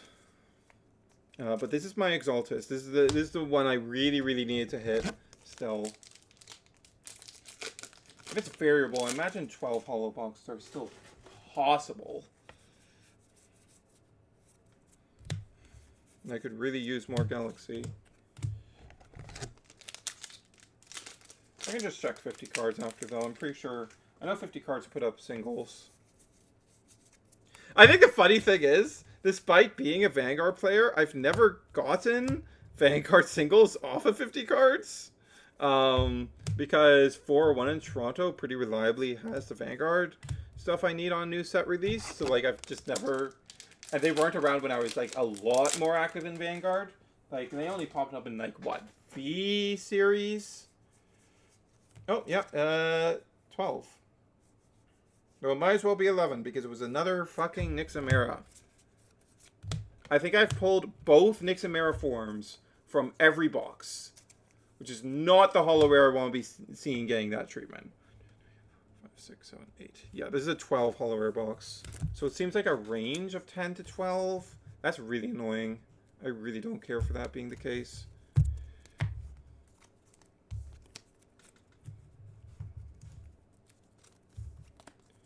Oh, we still have... I just stopped. I just started packing things up because I hit 12 holo rares, but there's still several packs left. I wonder if we can hit higher holo rare counts now. That'd be... I don't know. I really value consistency out of my boxes.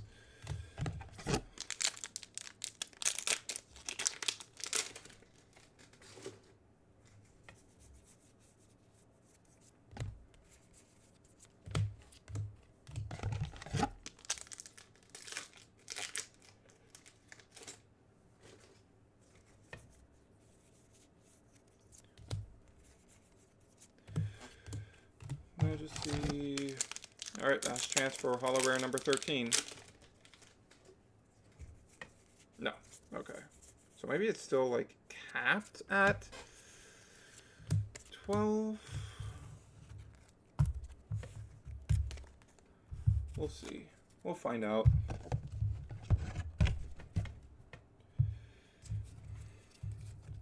I do have like an additional case of Firestorm that will be coming in. So like we'll have plenty of opportunity to get to the bottom of that. And over time, and because of that, I will probably like have plenty of galaxies later on.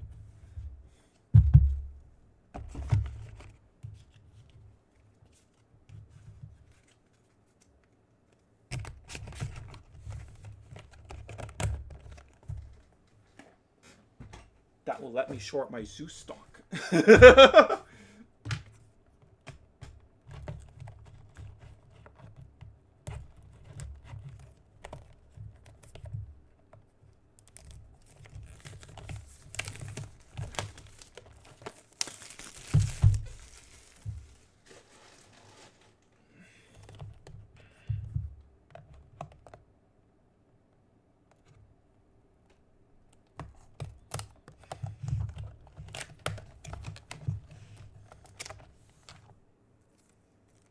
Okay.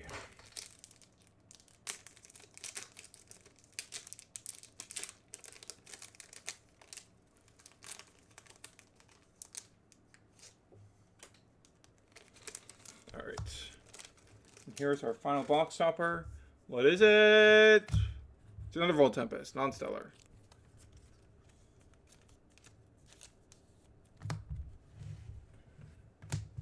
I don't mind I didn't hit the carry off there. Don't mind that at all.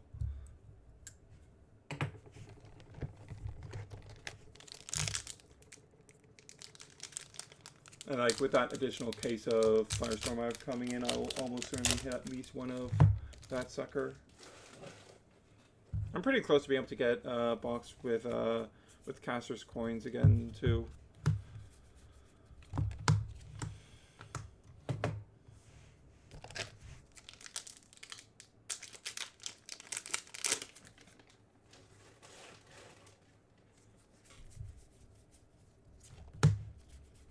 Okay, Hollow Exaltus. Okay, no shortage of that guy.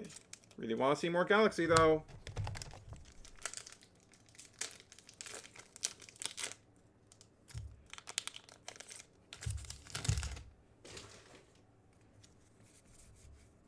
Oh, hello. Fucking Nixamera.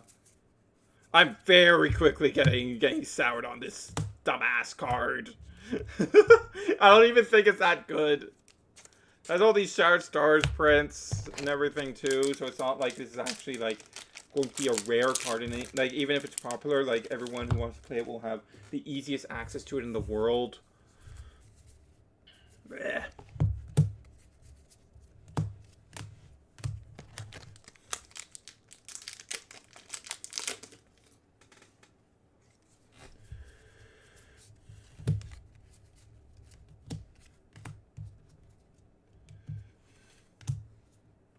This should be over here, actually. Now, if I can pull another Hollow Hestia here, or a full art one, my full Hestia lineup can be in Hollow. We've got. I don't like it. I don't like this stupid bunny. It's not my friend.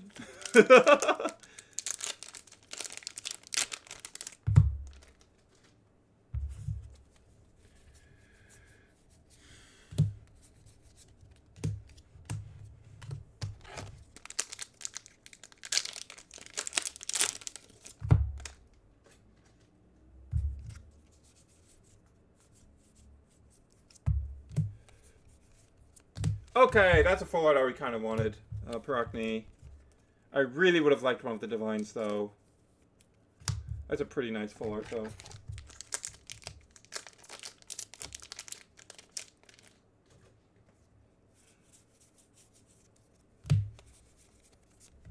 And we get we hadn't pulled any Pirachne yet, so I was getting a bit worried about that. But just back to back, full art Pirachne into normal Pirachne. Easy, easy, easy, easy, easy. Here, this box will also have the Stellar Warmite too. I don't even remember if that's Reverse Stellar or Celion Stellar.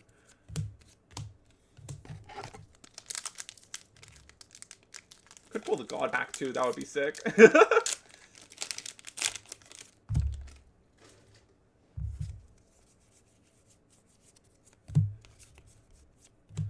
Fissurus!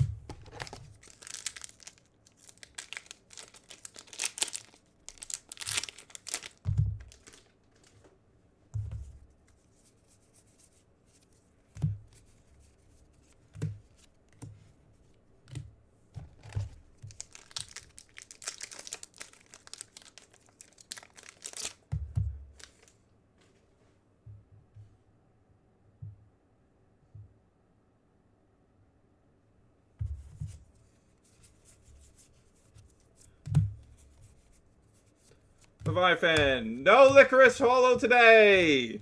Actually, this is my second Leviathan Hollow from Firestorm because one of my 2 packs from Dallas had Hollow Leviathan. So that was cool.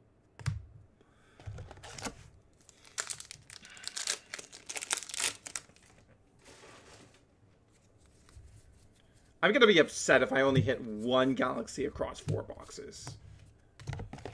Like, it's enough, but I'm not going to be happy about it.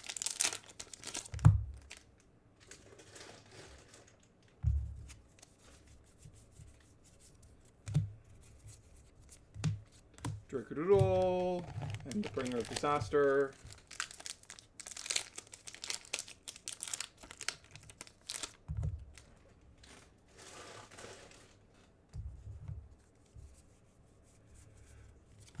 Fulgaries.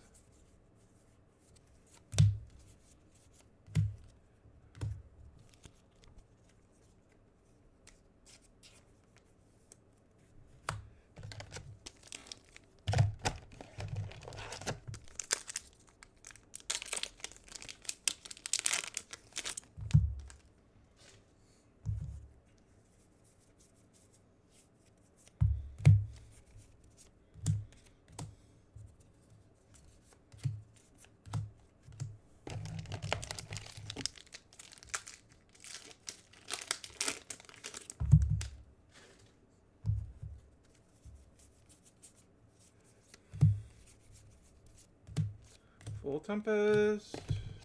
Okay, that's it for that side.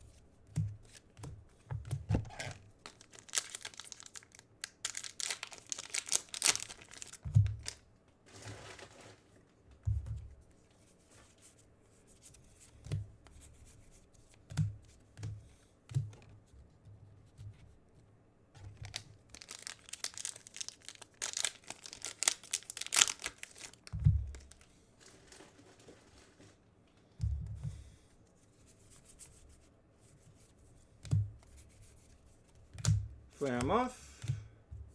I was just thinking, I'd only seen 1 Flaremoth. It's the holo rare I think I'd seen the least. Actually, no.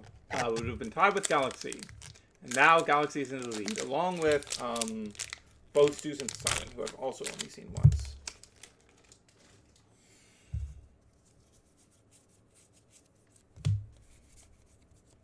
So, I've seen this thing like every box. I got a box topper with every box. I don't need it. I don't need any more of this card. It's not even that good.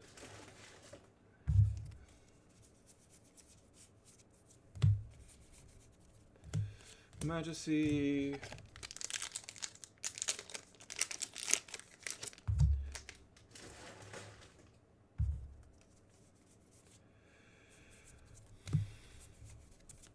Full Tempest. So many of these Star Deck normal rares.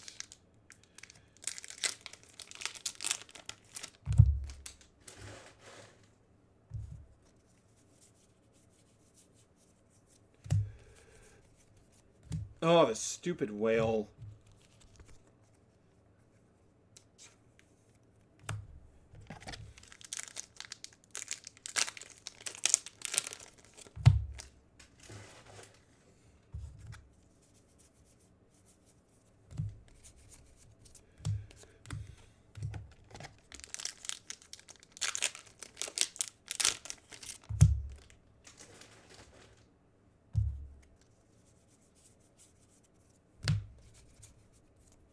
And Kilo Surge, that's a playset of it.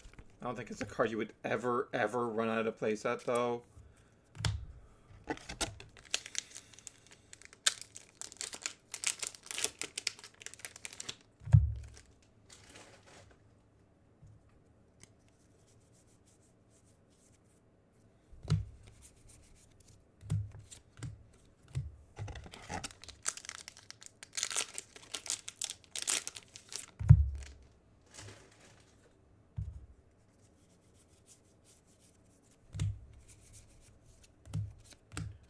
Chrysor!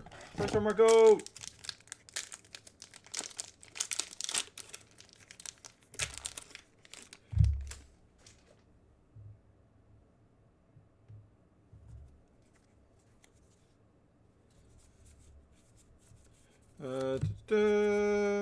Oh, there we go. Finally, we hit another galaxy. We hit grand total 2 galaxy across our 4 boxes. Not too bad. Like with the rate of holo rares, it's about average. 1, 2, 3, 4, 5, 6, 7, 8, 9, 10. That might be all of our holo rares for this box. This might be another 10 holo rare box. Like if the average is below, if the average box is below 12 holo rares, that's really annoying.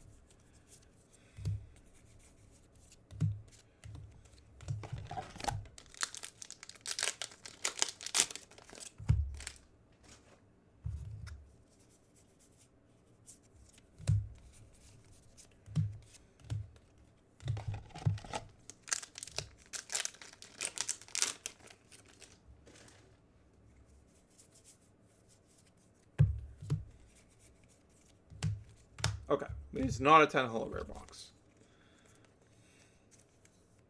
2, 3, 4, 5, 6, 7, 8, 9, 10, 11. Unless this last pack is another holo rare, then this is still 3 out of 4 of my boxes have less holo rares than they would have had in any previous set. Which I don't like that. That's just a strict downgrade that we were not informed about. Yep, not a holo rare. That's really frustrating. That's, what, 4 less holo rares across 4 boxes than I would have gotten in any previous set.